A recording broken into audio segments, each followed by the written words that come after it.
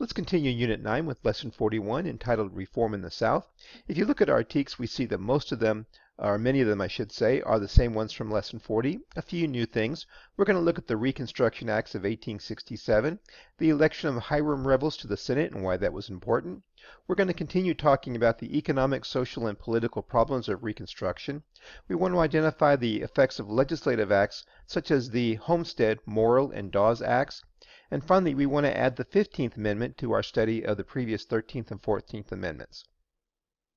In our last lesson, we discussed how the southern states during Reconstruction, at least in the first part of it, continued to resist reforms coming from the North, how they largely re-elected former Confederates who had supported secession to the new state governments in the South, how many of them refused to support the 13th Amendment, and how in some cases they passed black codes, which were laws that restricted the civil rights of African Americans, even though they had won their freedom.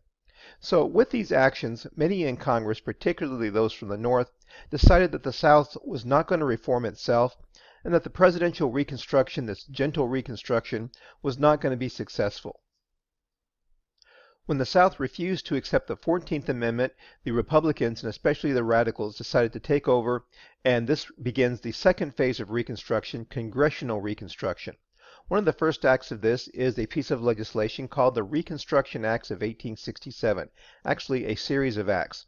The first of these took away home rule from the southern states and divided the South into 5 districts which were governed by military commanders. Ex-Confederates were not allowed to vote, and in order to rejoin the Union, the southern states had to agree to, first of all, write new state constitutions granting all adult men, including African American suffrage, and they had to ratify the 14th Amendment. So Congress was going to force reforms upon the South. Only Tennessee of the former Confederate states was willing to pass the 14th Amendment, and it was the first state readmitted to the Union, so they retained home rule and were not brought under military control. If you look at the map here, you see that Texas was joined with Louisiana and brought under District 5. However, President Andrew Johnson refused to accept this takeover by Congress of Reconstruction, and he continued to fight their plans. He did this using his veto powers, and he did everything he could to block this Reconstruction legislation from the radical Republicans. Finally, he violated a law that had been passed by Congress, which prevented him from firing any government officials. The law itself was actually probably unconstitutional in the first place, but when Andrew Johnson violated this, the House of Representatives voted to impeach Johnson. Now, if you recall from our study of government principles, checks and balances gives Congress the power to impeach the president, and the House votes to impeach him, which means to bring charges, which leads to a trial in the Senate to find him guilty or not guilty. So after a 2-week trial in the Senate, it required a 2/3 vote to impeach the president, which means to remove him from office. Johnson was acquitted, which means found not guilty, but by only 1 vote. So Johnson remained in office as president, but it greatly weakened his power, and he would not run for re-election in 1868. While this is going on in 1867, Southern voters were again called up to elect delegates to write new state constitutions, this time that included the reforms. These were made up of several groups. One of these was nicknamed the Scalawags, and these were white Southerners who had opposed secession in the Civil War and now supported Northern reforms in the South. Another group were called Carpetbaggers, and these were Northerners who had traveled south looking for opportunities after the war, both political and economic. They were nicknamed Carpetbaggers because many of them did not have much money when they set out, and so they put their luggage in these homemade carpet bags where they took a piece of rug or carpet, sewed it together, and added a handle to it. And a third group were freedmen, who were many former slaves who now found themselves with the right to vote in the South. Now, while freedmen had gained the right to vote, as you see in this picture here, he's holding a vote in this picture, ex-Confederates, such as this gentleman here, had been banned from voting. So this led to Republican control of southern states. And in fact, if we look at this cartoon more carefully, we can look at the facial expressions just to see how each of these groups felt about the reforms and changes that were going on in the South. This cartoon, by the way, is entitled, "We Accept the Situation." Speaking of elections, it's time to elect a new president in 1868. The Republicans nominated Ulysses S. Grant, the famed Union commander in the Civil War. The Democrats continued to attack Republican Reconstruction and to oppose civil rights for African Americans. Now, in this election, about 500,000, about 500,000 Southern freedmen were able to vote, and Grant was elected the 18th president by a margin of around 300,000 votes. So looking at this, do you think that the African American vote mattered? If we take a look at this map here, and we see the states, first of all, that had not yet been allowed to vote, but we see that Republicans are winning both in the North and several states in the South and West as well. And that leads us to the third of our Reconstruction amendments, and that is the 15th Amendment proposed in 1868. The Radical Republicans proposed this amendment to guarantee African American men their voting rights in all states. It said that you could not deny suffrage in a state or national election due to race. However, this law did not include, or this amendment I should say, did not include the right to vote for women or Native Americans. It was strongly supported by President Grant and ratified by the states in 1870.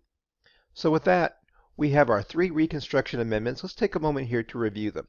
The 13th Amendment banned slavery, so all slaves are now free. Remember that word, free.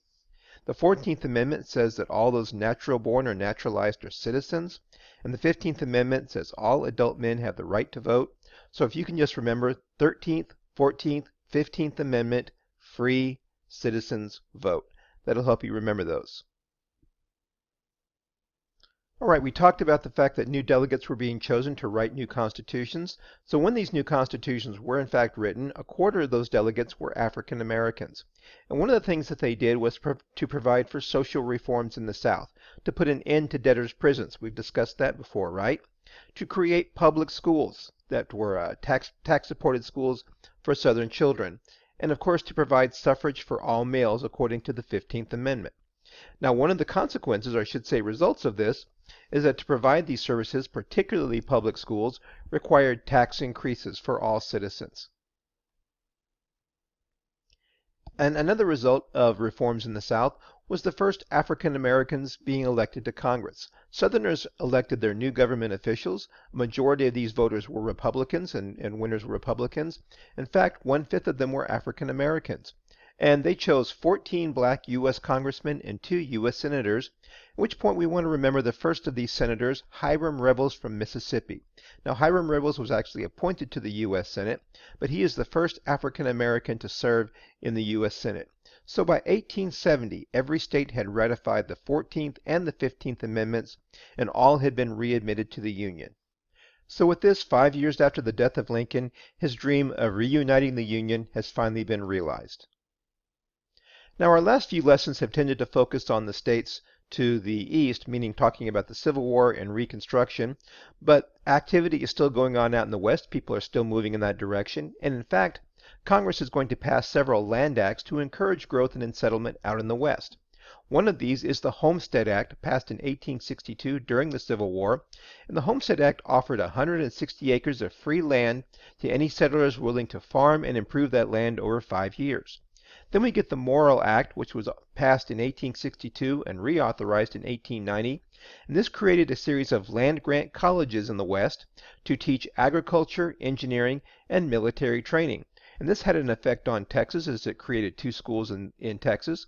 The first of these, well known, is the Texas A&M University in College Station.